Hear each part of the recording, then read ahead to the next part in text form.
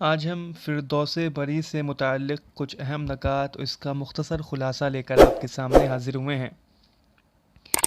اس کے جو مصنف ہیں ان کا نام عبدالحلیم اور تخلص شرر تھا، جو کہ 1860 میں لکھنؤ میں پیدا ہوئے اور 1926 میں لکھنؤ میں ہی ان کی وفات ہوئی۔ ان کے اساتذہ میں ملا محمد باقر کشمیری، تفضل حسین، مولانا عبدالحی تھے۔ ان کے والد کا نام تفضل حسین تھا۔ شرر نے قیام دہلی کے دوران محمد بن عبد الوہاب نجدی کی کتاب التوحید اور مولوی محمد اسماعیل دہلوی کی تقویۃ الایمان کے تقابلی مطالعے کے بعد کتاب التوحید کا 1881 میں ترجمہ کر کے اپنی ادبی زندگی کا آغاز کیا تھا۔ 1881 میں اور 1881 میں ہی نول کشور نے انہیں اودھ اخبار کا اسسٹنٹ ایڈیٹر بھی مقرر کیا تھا۔ اور یہ مولوی عبدالحی کی سفارش پہ اودھ اخبار کا نول کشور نے ان کو اسسٹنٹ ایڈیٹر مقرر کیا تھا۔ شرر کے اودھ اخبار میں چھپنے والے مضمون روح کے بارے میں سر سید نے کہا تھا کہ اودھ اخبار میں روح پر جو مضمون چھپا ہے بہت اعلیٰ درجے کا ہے۔ شرر نے اودھ اخبار کی ملازمت کے دوران اپنے دوست کے نام ایک ہفت روزہ محشر کے نام سے 1881 میں ہی جاری کیا تھا۔ شرر نے اپنے رسالے دلگداز کے ذریعے تاریخی ناول لکھنے کی بنیاد ڈالی اور اس طرح اردو کا پہلا تاریخی ناول ملک العزیز ورجینہ 1888 میں شائع ہوا۔ شرر نے اپنے ناولوں کے ذریعے تاریخ اسلام کو زندہ کیا ہے۔ اقوال دیکھ لیتے ہیں کہ علوم کے اعتبار سے لکھنؤ ہندوستان کا بخارا اور قرطبہ اور اقصائے مشرق کا نیشا پور تھا۔ یہ عبدالحلیم شرر کا یہ قول ہے۔ فراق گورکھپور شرر سے متعلق لکھتے ہیں کہ وہ مٹی کے پہاڑ سہی لیکن آپ کو انہیں ٹھٹک کر دیکھنا ضرور پڑے گا۔ یہ قول ہے کہ شرر اردو کے پہلے ادیب ہیں جنہوں نے شعوری طور پر ناول کے فن کو سمجھنے اور برتنے کی کوشش کی ہے۔ یہ قمر رئیس کا یہ قول ہے کہ شرر اردو کے پہلے ادیب ہیں جنہوں نے شعوری طور پر ناول کے فن کو سمجھنے اور برتنے کی کوشش کی ہے۔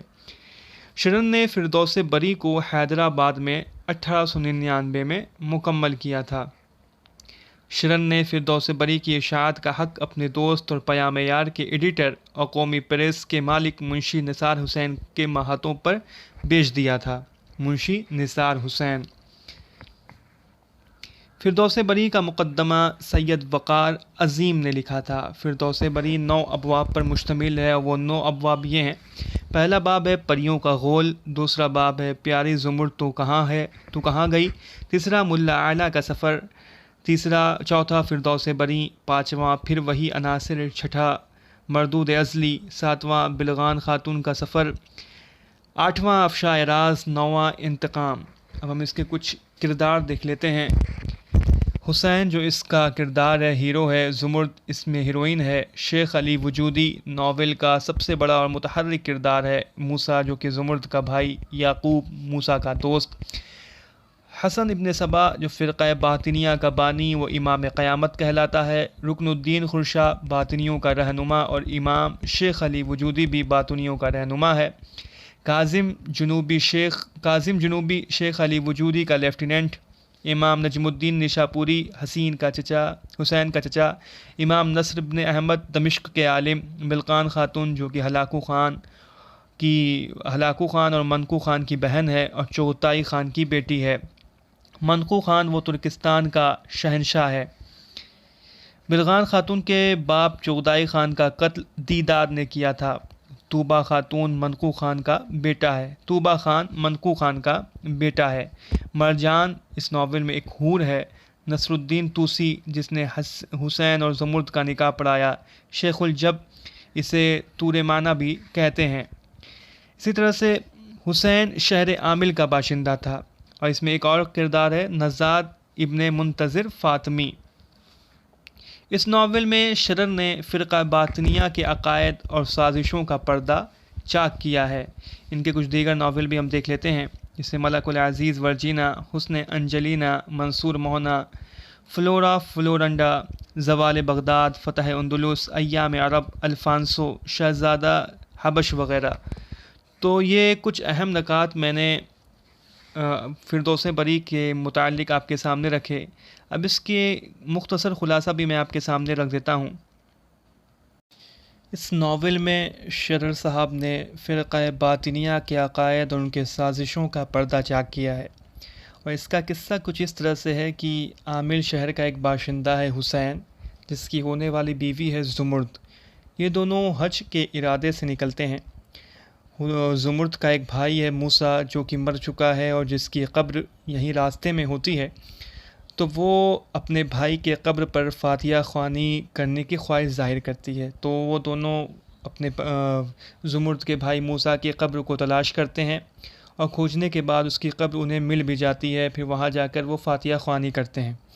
تو سورج کے اپنے آخری پڑاؤ پر پہنچنے تک وہ وہیں قبر پر موجود رہتے ہیں۔ تو دیکھتے ہیں کہ اچانک ان کے سر کے اوپر جو ہے پریوں کا غول جو ہے امڑتا ہوا نظر آ رہا ہے۔ تو جو پریوں کا غول جو ہے یہ زمرد اور حسین دیکھتے ہیں، تو دونوں کے دونوں بے ہوش ہو جاتے ہیں۔ اور حسین کی جب صبح آنکھ کھلتی ہے تو وہ اپنے پاس زمرد کو نہیں پاتا، غائب پاتا، اور کیا دیکھتا ہے کہ ٹھیک اس کے بھائی موسیٰ کے قبر کے بغل میں اس کی زمرد کا بھی قبر بنی ہوئی ہے، اور اس پہ اس کا نام لکھا ہوا ہے۔ اب حسین کو یہ بات سمجھ میں آ جاتی ہے کہ جو زمرد ہے اس دنیا فانی کو الوداع کہہ دیا ہے، اب یہ زندہ نہیں ہے، مر چکی ہے، وہ پریوں کا شکار ہو گئی ہے۔ اب جو اس کے بعد جو ہے حسین جو ہے بالکل دیوانہ بیگانہ ہو جاتا ہے، اس کو پھر اپنی کوئی فکر نہیں رہتی، اور اس نے یہ ارادہ کر لیا ہے کہ اب وہ زمرد کے قبر پر ہی اپنی پوری زندگی گزار دے گا۔ تو وہ وہیں پڑا رہتا ہے۔ اسی طرح سے 6 ماہ پورے گزر جاتے ہیں۔ تو ایک دن کیا ہوتا ہے کہ زمرد کی قبر پر اسے خط ملتا ہے، اور وہ خط جو ہے زمرد کی طرف سے ہوتا ہے، جس میں یہ لکھا ہوتا ہے کہ حسین تم اپنے وطن واپس لوٹ جاؤ۔ لیکن حسین کو اس بات کا کوئی اثر نہیں ہوتا، وہ وہیں پڑا رہتا ہے۔ پھر 1 ماہ گزرنے کے بعد حسین کو دوسرا خط ملتا ہے، جس میں اس کی یہ ہدایت ہوتی ہے کہ اگر وہ مجھ سے ملنے کے اتنا ہی خواہش مند ہے تو پہلے وہ کوہ وجودی میں چلہ کشی کرے۔ تو وہ خیر زمرد کی ساری باتوں کو دل سے تسلیم کرتا ہے، وہ جا کر تہہ خانوں میں ریاضت بھی کرتا ہے، پھر شیخ علی وجودی کے مریدوں میں جا کر شمولیت اختیار کرتا ہے، ان کے حکم کے سامنے اپنا سر تسلیم خم کرتا ہے۔